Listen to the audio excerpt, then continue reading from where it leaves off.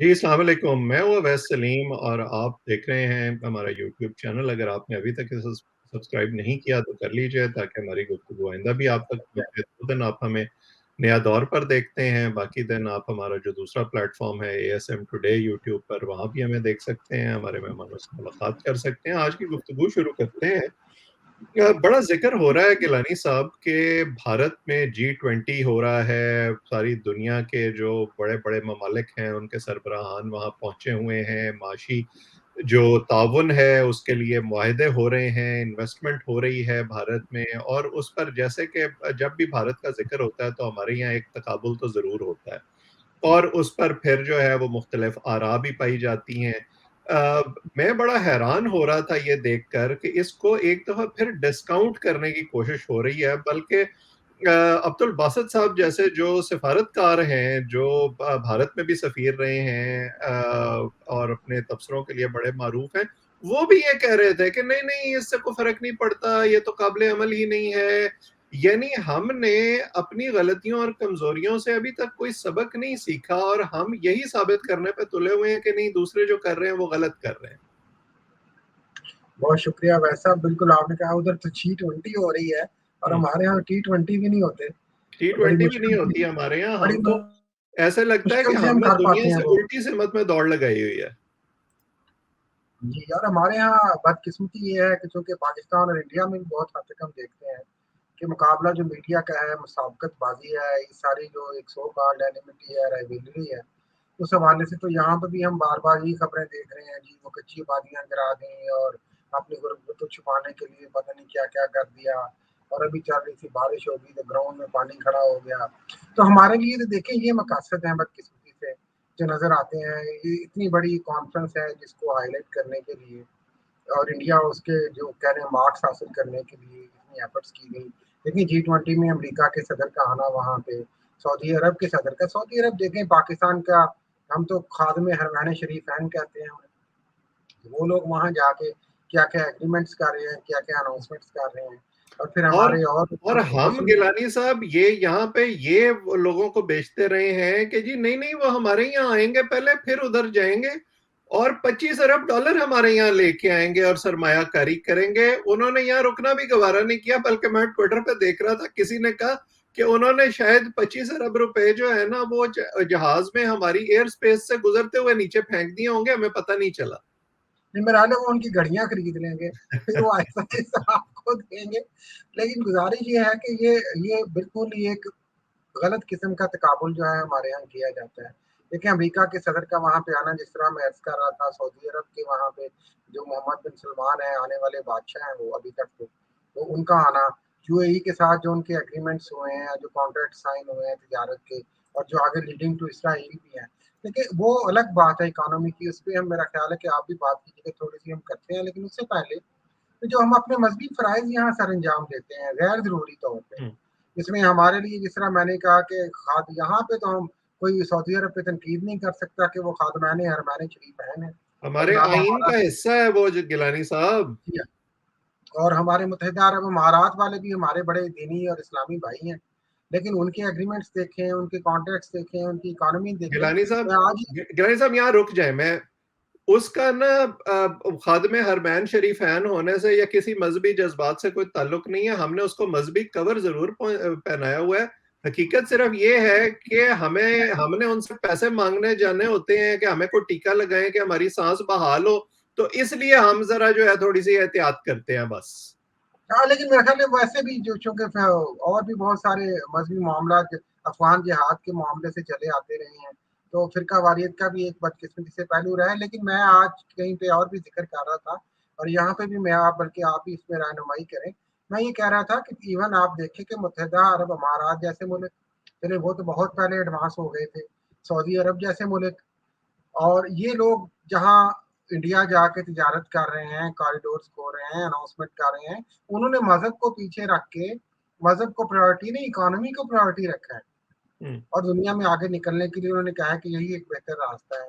लेकिन हमारी जो पाकिस्तान और की रियासत है, मैं क्योंकि वो मैं उन गिलानी मजहबी साहब मामलात से है। ये वजाहत यहाँ जरूरी समझता हूँ कि उसका मतलब ये नहीं हम कह रहे कि आप जो है वो मजहब को छोड़ दें या आप जो है वो बिल्कुल लादीन नहीं, हो गए। बिल्कुल नहीं। हम सिर्फ ये कह रहे हैं कि आप अपनी प्रायोरिटीज को वजह करें। स्टेट का रिलीजन को बतौर टूल इस्तेमाल करना जो है ना वो गलत है। इसीलिए वेस्ट ने बहुत अरसा पहले ये सबक सीख लिया था कि आपको स्टेट के अफेयर्स और चर्च को अलग-अलग करना पड़ेगा। बिल्कुल जी, रियासत देखिए, रियासत में तो सारे मज़ाहब होते हैं, रियासत सिर्फ एक मज़हब का तो नाम नहीं है। अगर पाकिस्तान को भी हम रियासत के तौर पे देखें तो बहुत सारे मज़ाहब हैं, बहुत सारी कम्युनिटीज़ हैं। लेकिन आप सिर्फ ऑटोमन एम्पायर को देख लें ना, जो कहते हैं जनाब-ए-अली कितने सौ साल चली, तो हम्म। वहाँ पे भी आप देखें ट्रेड हो रही थी, ईसाइयों से भी ट्रेड हो रही थी, यहूदियों से भी ट्रेड हो रही थी। तो मकसद इकोनॉमी को हम प्रायोरिटी यहाँ पे जिस तरह रख रहे हैं, आपने फरमाया SAFC की सूरत में, जब हमारे नए जो सिपहसालार हैं, जनरल सैयद आसिम मुनीर साहब, जिस तरीके से वो इसको चलाने की कोशिश कर रहे हैं, ये लोग जो वहाँ पे जाके कॉरिडोर्स खो रहे हैं और ट्रेड एग्रीमेंट साइन कर रहे हैं, हम उनसे, हमारी SAFC सिर्फ उनसे भीख मांगने के लिए है, जनाब बस हमारे तरफ भी आप कुछ इन्वेस्ट कर दें थोड़ा बहुत। मसला यह है ना गिलानी साहब, मनमोहन सिंह ने अर्ली 90s में एक इकोनॉमिक प्लान दिया, एक विजन दिया जदीद इंडिया का, जदीद मईशत का, और पिछले 30 साल से उसमें कोई तब्दीली नहीं आई। हुकूमत भले कांग्रेस की रही हो, उसके बाद बीजेपी की रही हो, वो उसी पॉलिसी को लेके आगे चलते रहे हैं। हमारे यहाँ अव्वल तो सियासी जमातें एक दूसरे की टांग खींचती रहती हैं। जब कोई नई हुकूमत आती है वो कहती है पिछले जो कुछ होता रहा वो सब गलत होता रहा, अब हम आए हैं, हम नए सिरे से दोबारा शुरू करेंगे। और जो जनरल साहब की आपने जिक्र किया, वो अपनी नई डॉक्ट्राइन लेके आ गए हैं। हमारा मसला ये है कि 3 साल या 6 साल के बाद जब भी आर्मी चीफ बदलता है तो डॉक्ट्राइन बदल जाती है, तरजीहात बदल जाती हैं, तबलची बदल जाते हैं, तो उसके बाद जो है वो मामला आगे कैसे चलेगा। बिल्कुल ऐसे ही अभी भी ये देखें, मसनूई तरीके से हम कोशिश कर रहे हैं इस मुल्क में कि अब चूंकि एक पॉलिटिकल क्योस है और दुनिया भर में अब पता है सबको किस वजह से है, क्यों ये सब कुछ हुआ है, और 9 मई की सूरत हाल के बाद जो मामला हुए उसमें आप इकोनॉमी के साथ भी इस तरह से ज्यादती करना चाह रहे हैं। अब ये क्रैकडाउन का स्टार्ट किया जा रहा है ताकि सिर्फ हम जो इकोनॉमी का क्यास है उसको किसी तरीके से अंडर द कारपेट कर सकें। तो क्या चंद दिनों के क्रैकडाउन के साथ हम डॉलर पे कर लें, चीनी पे कर लें, स्मगलिंग पे कर रहे हैं, होर्डिंग पे कर लें, तो ये मामला तो देखें इस तरह ठीक नहीं होने चाहिए। जो बात आपने की, मेरा इस ख्याल है तरह कि ऐसा ही इस होना तरह चाहिए। ठीक हो सकते नहीं है। हम डंडे के जोर पर जो है वो भले ये कहते रहे कि जी सारा कुछ ठीक हो रहा है, कामरान खान साहब जो है वो छोटे छोटे वीलॉग पोस्ट करते रहे कि नए मसीहा आ गए हैं, लेकिन जिसका काम उसी को साजे, दुनिया का पढ़ा लिखा असूल है, जो आपका काम नहीं है वो आप नहीं कर सकते। और अगर उसका कोई नतीजा निकलना होता तो हमने 4 मार्शल लॉ लगा के देख लिए हैं, वो उसमें निकल चुका होता। ठीक है। और दूसरी बात जो आपने की कि रियासत की जो पॉलिसियों के तसलसल की बात की, मेरा ख्याल है कि ये एक अहम नुकता है जिस पे हमें थोड़ी सी बात करनी चाहिए कि रियासत को बजाय ये कि नए नए तजुर्बे करे, ऐसा एक प्लेटफॉर्म या ऐसा मैकेनिज्म प्रोवाइड करना चाहिए जिसमें ये तमाम पॉलिसियां जो है इनके तसलसल को बरकरार रखा जाए। मैं गिलानी साहब ये कौन तजर्बा बदल जाए, ये ये पॉलिसी तजर्बों सिर्फ वाली बदल बात पे ना मैं एक बात जरूरी समझता हूँ। हमारे यहाँ जो है ये बात आजकल बहुत होती है कि जी देखें इमरान खान साहब आ गए तो ये हो जाएगा, तबाही हो जाएगी, फलाना आ गया तो तबाही हो जाएगी, वो बड़ा करप्ट है, वो बड़ा फितना है। इस डिबेट से हम बाहर ही नहीं निकलते। जो इंसानी माशरे का इर्तिका हुआ है उसमें जमहूरियत और अक्सरियत की राय जो है वो मुकद्दम है। अब नरेंद्र मोदी पर बहुत सी तनकीद हो सकती है, उनके मुल्क के अंदर तनकीद होती है, मुल्क के बाहर तनकीद होती है, खास तौर पर माइनॉरिटीज के हवाले से जो है वो अगेन कहीं ना कहीं जाके वो रिलीजन और स्टेट के अफेयर्स वहां मिशमैश होते रहते हैं। लेकिन उसके बावजूद अगर वहां की अक्सरियत उनको हुकूमत में देखना चाहती है तो कोई क्या कर सकता है। क्या और उनको इंतहा पसंदी का और देखें जो मेरा। उनकी माशी परफॉर्मेंस है वो उनकी उसकी बुनियाद पर वो इलेक्शन में जाते हैं, उसकी बुनियाद पर री इलेक्ट होते हैं। ये कोई नहीं होता कि कोई एक बंदा उठ के कहे जो ताकतवर हो कि नहीं ये मुझे पसंद नहीं है, मैंने इसको बाहर रखना है, और बाकी जमातें जो हैं वो ताबे हो जाए। उसके ताबे हो जाएं। और मैं साथ ये भी कहना जरूरी समझता हूँ कि ये जो G20 हुआ है या और भारत की या दूसरे ममालिक की जो हमें इस वक्त फॉरेन पॉलिसी नजर आती है, मोहम्मद बिन सलमान ने कहा कि हम मिडल ईस्टर्न ब्लॉक बना रहे हैं, 5 साल में आपको सऊदी अरब और मिडल ईस्ट बदला हुआ नजर आएगा। भारत जो है वो क्वाड में शामिल है, बाकी मुल्कों के साथ ओपन अप कर रहा है, वो सेंट्रल एशिया तक जो है वो रीच करने की कोशिश कर रहे हैं। हमारे बरक्स इन सब मुल्कों में कभी फॉरेन पॉलिसी जो है उसको डोमेस्टिक पॉलिटिक्स के लिए दांव पर नहीं लगाया जाता। चाइना के हवाले से चाहे बाइडेन हो या ट्रंप हो, पॉलिसी एक रही है। अगर आप कांग्रेस की या बीजेपी की हुकूमत देखें, जो उनका इकोनॉमिक विजन, जैसे मैंने कहा, जो उनकी फॉरेन पॉलिसी है वो एक रही है। जब तक हम ये सबक नहीं सीखेंगे, कॉन्टिन्यूटी नहीं होगी, हर कोई अपने दायरे में नहीं रहेगा, ये मसला हल नहीं होगा। बिल्कुल, लेकिन एक बात यहाँ पे बदकिस्मती हमारी ये भी है वैसे साहब कि यहाँ पे तो हमारी फॉरेन पॉलिसी में भी क्लैरिटी नहीं है अभी कि वो है क्या जिसका तसलसल आपने रखना है। तो वो भी नहीं पता होता कि क्या करना है जनाब। बाहर आने वाली हुकूमत के लिए अलग मामला ये होता है। लेकिन एक G20 के हवाले से मैं बात करना चाह रहा था, जो ग्लोबल पॉलिटिक्स के हवाले से या ग्लोबल ग्रुपिंग के हवाले से या जो ये पोल्स बन रहे हैं उसके हवाले से अहम है कि देखें चाइना के सदर वहाँ पे नहीं गए और रशिया के सदर वहाँ पे नहीं गए। और ये एक पैगाम है बेसिकली, ये देखें कि जो हम पहले भी बात करते रहते हैं अपने प्रोग्राम में भी कि जो दुनिया में ब्लॉक बन रहे हैं और उसमें जो पोजीशनिंग हो रही है अमेरिका और चाइना की या रशिया और अमेरिका की, उसमें ये ब्लॉक में इंडिया लग रहा है कि अमेरिका की तरफ जा रहा है और रशिया और चाइना शायद कहते हैं कि पाकिस्तान शायद उनको सपोर्ट करे या वो पाकिस्तान को सपोर्ट करे। तो ये भी एक देखें कॉम्प्लिकेसीज होती हैं जो जाके आगे फॉरेन पॉलिसी में पेचीदगी पैदा करती हैं। इसमें खुद एक दोहरे मायार हैं या कॉम्प्लिकेशन क्या है कि एक तरफ तो हम बज़ाहिर कहते हैं जनाब इंडिया को हम लताड़ रहे हैं और हम कहते हैं कि हम चाइना और रशिया के साथ हैं, और दूसरी तरफ हम IMF से पैसे लेते हैं और अमरीकनों को कहते हैं कि जनाब यहाँ आके सरमायाकारी करें।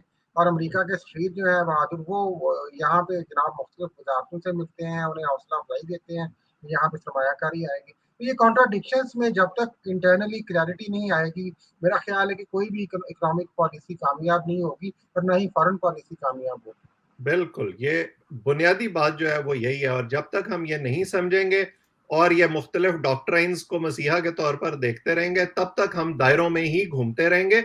और अब दुनिया जो हमें मैसेज दे रही है ना, चाहे वो IMF हो, फाइनेंशियल इंस्टीट्यूशंस हो, या ये जो ममालिक हैं जिनकी तरफ हम हिस्टोरिकली देखते रहे हैं कि वो हमारी मदद करेंगे, वो अब आगे बढ़ गए हैं। उन्होंने हमें हमारे हाल पे छोड़ दिया है कि इन्होंने तो नहीं सुधरना, चलो आगे चलो और जो है अपने आप को देखो और अपने मामलात को दुरुस्त करो।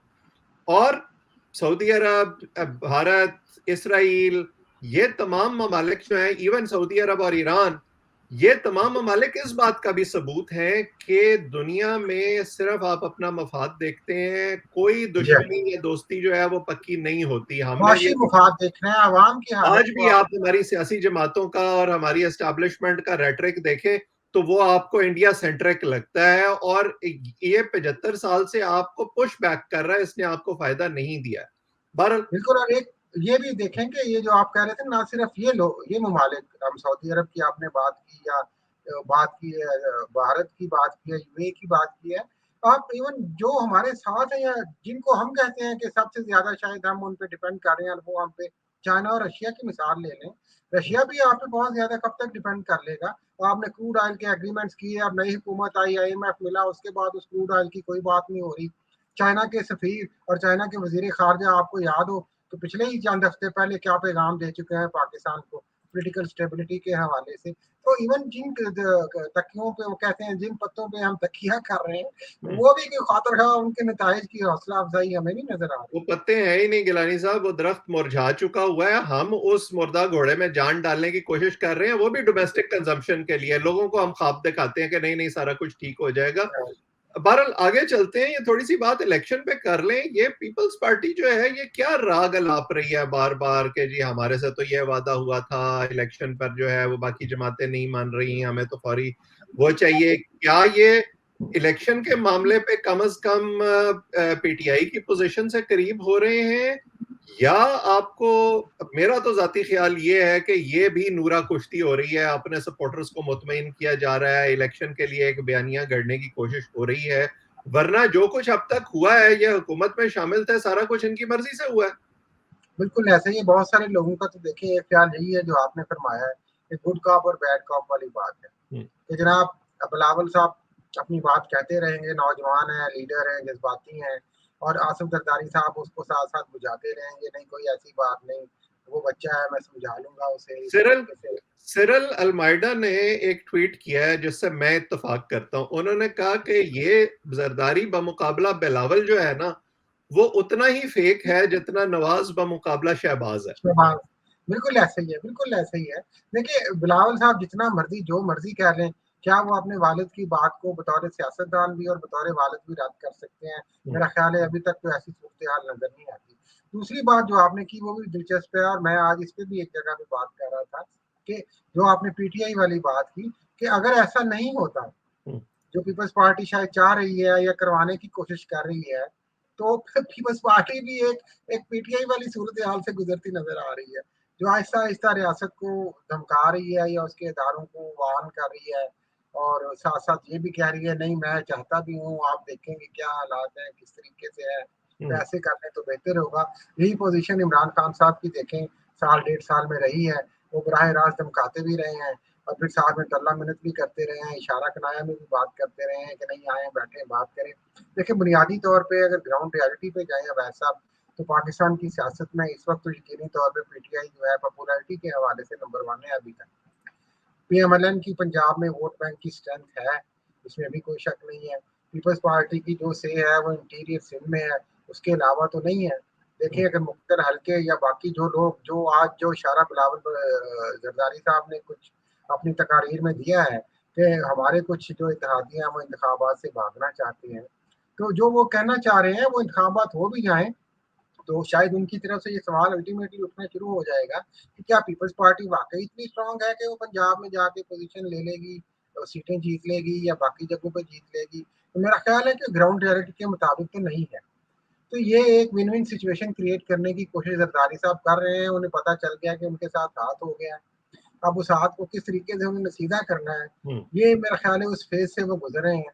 और देखें ना, दूसरी मैं बात मैं मैं गिलानी साहब, मैं आपको बताता हूँ, ये जो हुकूमत के खात्मे से पहले तक का जो फेज था ना, जिसमें पीपल्स पार्टी और नून लीग अपने अपने लिए लेवरेज लेने की कोशिश कर रहे थे एस्टेब्लिशमेंट से, वो कोशिश कामयाब नहीं हुई। केयर टेकर सेटअप भी उनकी मर्जी का आया जी हाँ, और वो इनकी आपस की लड़ाई में वो जो देग है वो गेट नंबर 4 पहुंच गई है।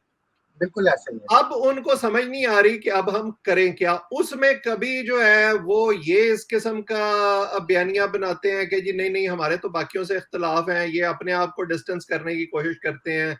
नून लीग वाले कहते हैं कि नहीं नहीं, ये जो कुछ हुआ इसमें हमारा तो कसूर ही कोई नहीं था, हमारी तो हुकूमत ही कोई नहीं थी। ये बेसिकली डेस्परेट मूव्स हैं। डेस्परेट मोड्स में दो दूसरी जो अहम बात है ना वैसा वो ये है कि जो इस वक्त कह लें जहन है या कह लें कि जो नज़र आ रहा है प्लान, जो हमारी जो पावरफुल मुख्तर हल्के हैं मिलिट्री इस्टेब्लिशमेंट कह लें उनको वादे तौर पे सबको पता है क्या हो रहा है, उनकी ख्वाहिश है कि पीटीआई मैदान में ना हो, ठीक है ना जी। इसके साथ साथ यही ख्वाहिश पीएमएलएन की भी है, तो ये जो लाइक माइंडेडनेस आ गई है इन दो बड़ी पार्टियों की, उसमें पीपल्स पार्टी को नुकसान पहुंच रहा है और पीपल्स पार्टी उस गेम से उस डिजाइन की वजह से आउट होती नजर आ रही है। इसलिए बार बार अब ये भी कहा जा रहा है कि जनाब कोई बात नहीं, जमहूरी रास्ता अपनाएं, पीटीआई जीतती है जो जीतनी दे। लेकिन वो चूंकि इस वक्त मुख्तर हल्कों को सूट नहीं करती पीटीआई, तो और चूंकि वो पोलिटिकली फायदा देती है पीएमएलएन को, तो वो दोनों मिल चुके हैं।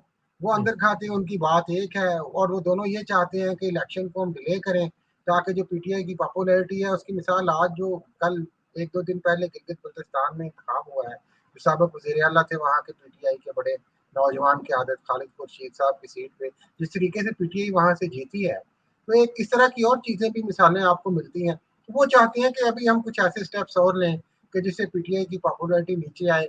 अब ये जो सारी इकोनॉमी की गेम हो रही है, क्योंकि ज़ाहिर है अब एक जमहूरी हुकूमत तो नहीं है, तो उसमें क्रैकडाउन के नाम पे, रिलीफ के नाम पे चीज़ें करके आप कोशिश ये करेंगे कि वोट बैंक को डिवाइड करें और फिर आप कोई गेम प्लान कोई वहाँ पे क्रिएट कर सकें।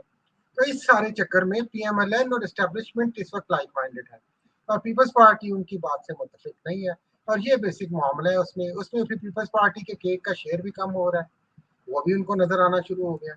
हम्म, बिल्कुल। और इस सब के नतीजे में जहां से आज हमने बात शुरू की थी, हम अपने तई बहरहाल मुकाबले करते रहे, जो मर्जी जवाब घड़ते रहे, जो मर्जी उम्मीदें जो हैं वो लोगों को दिलाने की कोशिश करते रहे। जब तक हम अपना हाउस इन ऑर्डर नहीं करेंगे, जब तक अपनी गलतियों से सबक नहीं सीखेंगे, जब तक कंटिन्यूटी नहीं होगी, तब तक हमारे यहाँ मामलात बेहतर नहीं होंगे और हम इसी तरह दुनिया को देख के जो है ना, वो अपने मुँह पे चपेड़े मार के और लाल करने की कोशिश करते हाँ, रहेंगे। कैथारसिस ही करते रहेंगे हम। कैथारसिस करते रहेंगे बस, और क्या। और ये तरक्की माकूस का सफर जो है ये जारी रहेगा अनफॉर्चुनेटली, और अभी तक तो बज़ाहिर कोई ऐसा आसार नजर नहीं आते कि हमने कोई सबक सीखा है या हमारे यहाँ कहीं कोई सोच है कि हमने चीजों को ठीक करना है, बेहतर करना है। बहरहाल आज इतना ही। आप इस चैनल को सब्सक्राइब करें ताकि हमारी गुफ्तगू आइंदा भी आप तक पहुंचे। कमेंट सेक्शन में अपनी राय से भी जरूर आगाह किया करें। गिलानी साहब आपका और जो लोग हमें देख रहे हैं सबका बहुत बहुत शुक्रिया।